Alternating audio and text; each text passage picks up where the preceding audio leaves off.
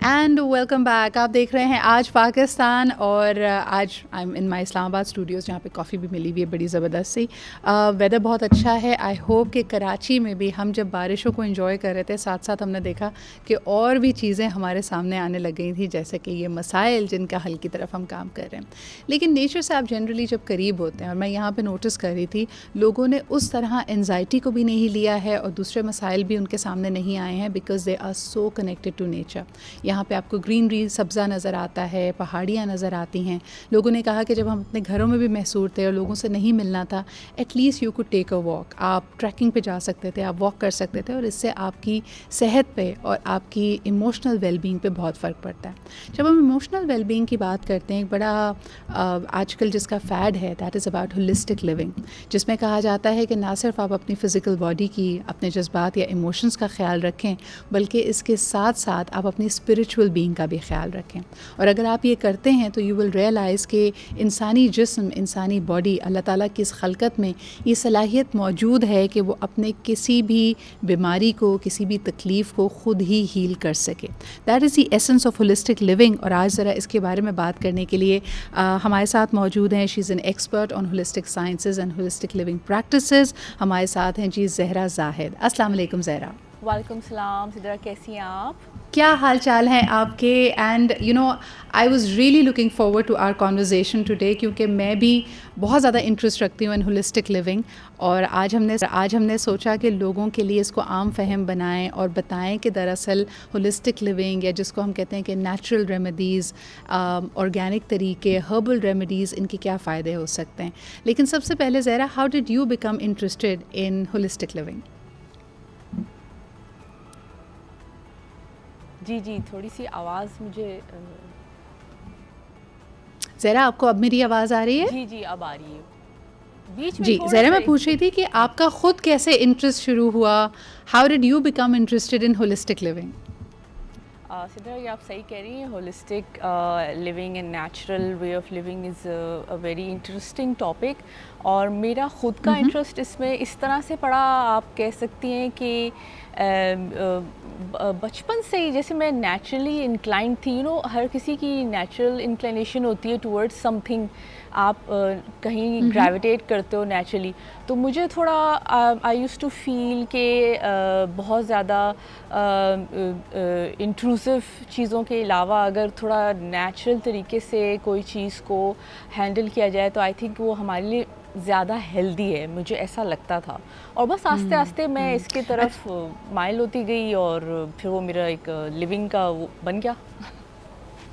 अच्छा, we would like to distinguish मेरे viewers के लिए कि हम सिर्फ यहाँ पे नेचुरल हर्बल थेरेपीज़ या फिर नेचुरल इंग्रेडिएंट्स को इस्तेमाल करते हुए किसी काम की बात नहीं कर रहे। हम कह रहे हैं कि ओवरऑल जो ज़िंदगी का नज़रिया है उसको ज़रा मशीनी ना बनाया जाए ज़्यादा।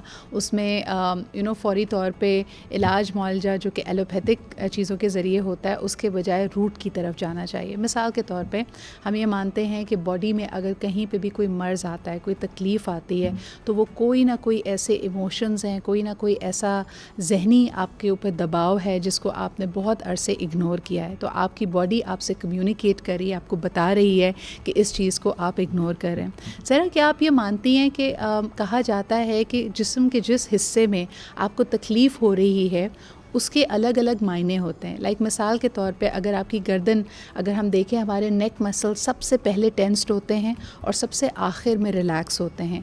तो जब भी आप अपने आप को किसी सिचुएशन में अनसपोर्टेड पाएंगे, अनहर्ड पाएंगे, कि आपकी आवाज़ सुनी नहीं जा रही, आपकी बात को अहमियत नहीं दी जा रही, तो आपकी गर्दन में तकलीफ़ होगी। क्या इस तरह हमारी बॉडी का हर हिस्सा हमसे कम्युनिकेट करता है? सही कह रही हैं। बेसिकली होता ये है कि सबसे पहले जो है, अगर कोई एलिमेंट है तो उसका हमें देखना चाहिए, जैसे आपने बिल्कुल सही समझा, कि उसकी रूट कॉज़ क्या है। अक्सर औकात क्या होता है कि मिसाल के तौर पे डार्क सर्कल्स, कोई मेरे पास आया, उसने कहा कि मुझे बहुत डार्क सर्कल्स हो रहे हैं।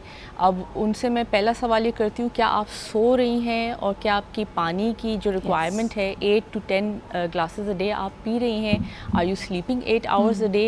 एंड देन उसके बाद मैं आपको कोई क्रीम सजेस्ट करूँगी। लेकिन अक्सर औकात पता चलता है वो वहीं चुप हो जाते हैं रहे हैं, बिकॉज़ बात ये होती है कि उन्होंने वो बेसिक चीज़ें ही नहीं की होती, जिसके बाद हम फिर अपनी ब्यूटी को या स्किन केयर को या हेल्थ को और एक लेवल पे आगे लेके जाएं थ्रू क्रीम्स और मेडिसिन्स और अदर थिंग्स। इसी तरह से ज़रूरी है कि एक्सरसाइज। हाँ। जी जी जी, बोलें। जी, मैं कही थी कि टॉपिकल चीज़ों की तरफ हमारा रुझान बहुत जाता है। मैंने पहले भी ये ज़िक्र किया था कि अगर आप किसी भी सैलून में जाएँ, वहाँ कोई ना कोई क्लाइंट थेरेपिस्ट से ज़रूर ये कंप्लेन कर रहा होता है कि जी मेरी स्किन आजकल बहुत ड्राई है, मेरे बाल बहुत गिर रहे हैं, तो आप मुझे कोई ट्रीटमेंट कर दीजिए। लेकिन सबसे बेहतरीन ट्रीटमेंट, जैसे ज़हरा ने कहा, कि नींद पूरी कीजिए, आपकी डाइट बैलेंस होनी चाहिए, आपका वाटर इनटेक अच्छा होना चाहिए। लेकिन ज़हरा, एक सवाल आपके लिए आया है। बहुत सारे लोग, ख़ास तौर पे बड़े शहरों में रहने वाले लोग, कहते हैं कि जी हमारे सोने के औकात रेगुलर नहीं हैं, हम रोज़ 8 घंटे की नींद नहीं कर पाते, वीकेंड पे थोड़ा सा देर तक सो के, एक ऐसा कहते हैं ना जैसे अकाउंट्स का खाता होता है, उसको बैलेंस करने की कोशिश करते हैं। अगर हम रोज़ 6 से 8 घंटे की नींद नहीं लेंगे तो उसके हमारी लाइफ पे क्या असरात पड़ते हैं? बिल्कुल, देखिए, अगर आपका एक जो होना चाहिए प्रॉपर आपकी डाइट नहीं है, प्रॉपर आपकी नींद नहीं है, तो उसके बहुत बैड इफ़ेक्ट्स होते हैं हेल्थ के ऊपर। अगर आप सिर्फ वीकेंड पे सो रही हैं या सो रहे हैं, ठीक है, आपकी एक बेसिक आपको ऐसे फ़ील हो रहा है कि रिक्वायरमेंट पूरी हो जा रही है, लेकिन आपका जो बॉडी का जो साइकिल है, जो क्लॉक है, वो तब भी डिस्टर्ब हो रहा है और आपकी जो हेल्थ के जो पीक लेवल्स हैं वो मेंटेन उस तरह से नहीं हो पाएंगे जिस तरह से कि होते अगर कि आप डेली आपने 8 आवर्स कंप्लीट करते।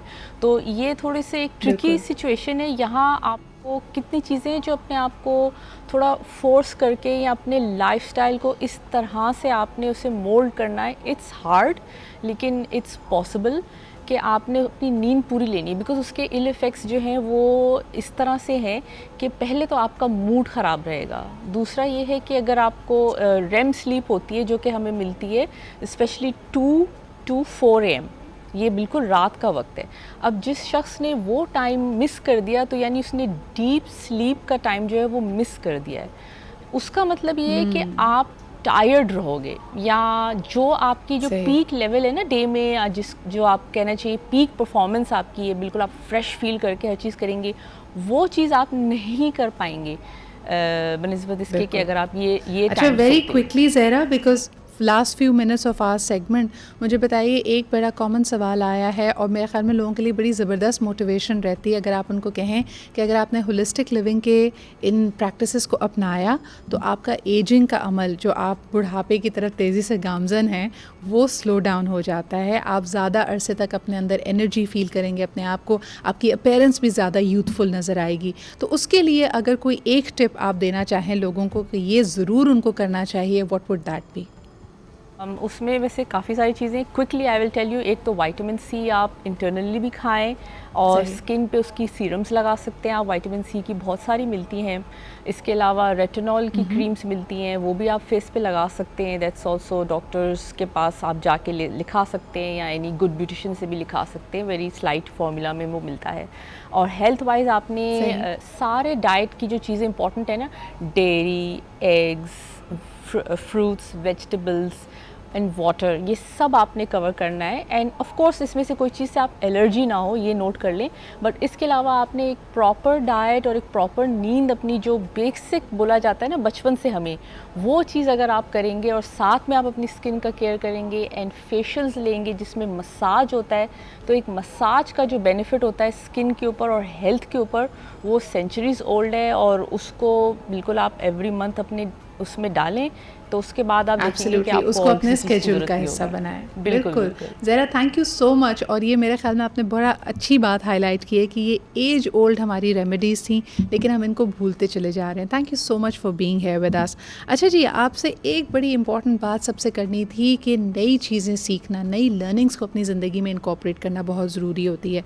ये तमाम बातें जो हम आपसे कह रहे हैं, इसमें एज ओल्ड विजडम भी शामिल है, लेकिन अब आप आज की ज़िंदगी में, मशीनी ज़िंदगी में इन चीज़ों को कैसे इनकॉर्पोरेट कर सकते हैं, उसके आइडियाज़ आपको ऑनलाइन मिल जाएंगे। आप लोगों ने हाल ही में जैज़ का नया ऐड तो देखा होगा। अब जो ये इंटरनेट एक्सेस है, यानी सुपर 4G अगर आपको जैज़ देता है, you are so many new things. यानी इसमें छोटी छोटी चीज़ें भी हो सकती हैं। आप अपने घर की डेकोरेशन के लिए कोई इंस्पिरेशन ले सकती हैं, कोई नई डिश को ट्राई कर सकती हैं, या फिर अगर आपने नहीं सोचा था अपने घर की देखभाल करने का तरीका। आई वाज़ वेरी सरप्राइज कि एक खातून जो रीजॉइन कर रही थी अपना काम आफ्टर हैविंग अ बेबी, उन्होंने कुछ एप्लीकेशंस को डाउनलोड किया। एक तो वो अपने घर को रियल टाइम चेक कर सकती हैं थ्रू दीज कैमराज। इसके अलावा नेट नैनी उन्होंने इंस्टॉल की हुई है, तो वो अपने बेबी को भी देख सकती हैं। So there are so many new ways of doing the same things. तो उसके लिए एक्सेसिबिलिटी बहुत ज़रूरी है। I really like the Jazz का न्यू ऐड, आप भी ट्राई कीजिए। और अगर एक्सेस नहीं है, true try the package as well. Super 4G का package can open this new world for you all together. एक छोटा सा ब्रेक लेते हैं, वील बी राइट बैक, हमारे साथ रहिए।